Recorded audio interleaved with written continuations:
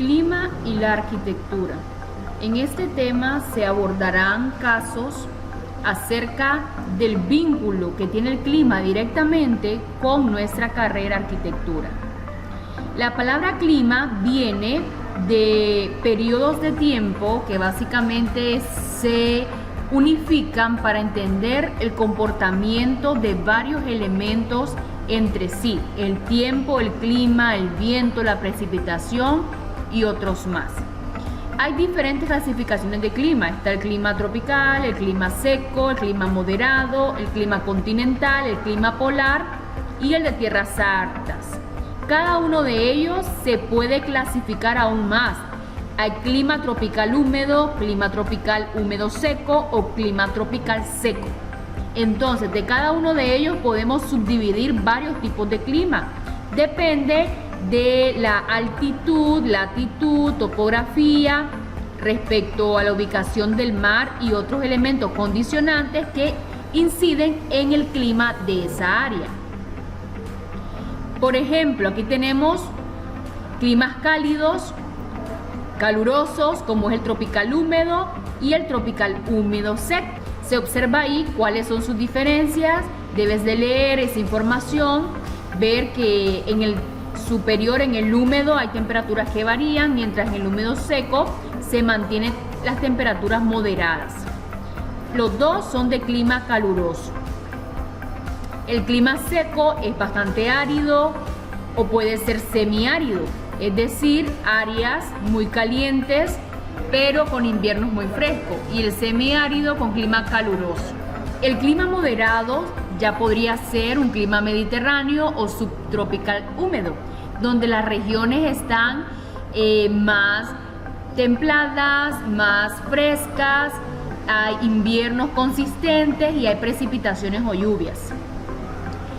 El clima moderado podría ser también el marino de la costa oeste, donde hay vientos en dirección al mar, tenemos inviernos frescos y veranos cálidos con presencia de lluvias. El clima continental ya podría ser un clima mucho más fresco, con temperaturas muy bajas, el polar excesivamente bajas, y el suelo es totalmente seco porque la vegetación no soporta tanta incidencia de temperatura baja.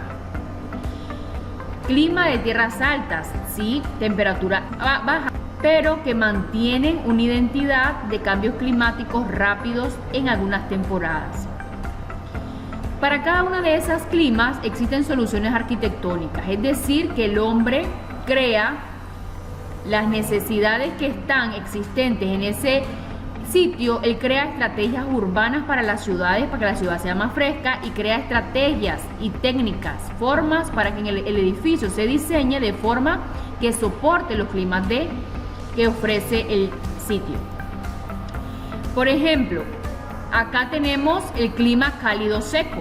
En el cálido seco, entonces, en las calles se tiene que tener algunas conformaciones de toldos, celosías, voladizos, calles, y en las edificaciones huecos pequeños, colores de la fachada que reflejen la radiación hacia afuera, no hacia dentro del edificio, y que tenga patios donde la vegetación enfríe el calor que viene de afuera, que tenga fuentes, estanques, etc. Entonces les invito a leer este documento, que ustedes puedan visualizarlo, darle pausa a cada uno de las diapositivas a continuación, y que puedan analizar cuáles son las características, cuáles son las estrategias urbanas en la ciudad que se están tomando en cuenta para que sea mejor el clima en esa ciudad, y cuáles son las estrategias que se pueden hacer en los diseños para que también el clima sea mejor. Ahí tenemos un ejemplo del clima cálido húmedo, ahí están las características, las estrategias.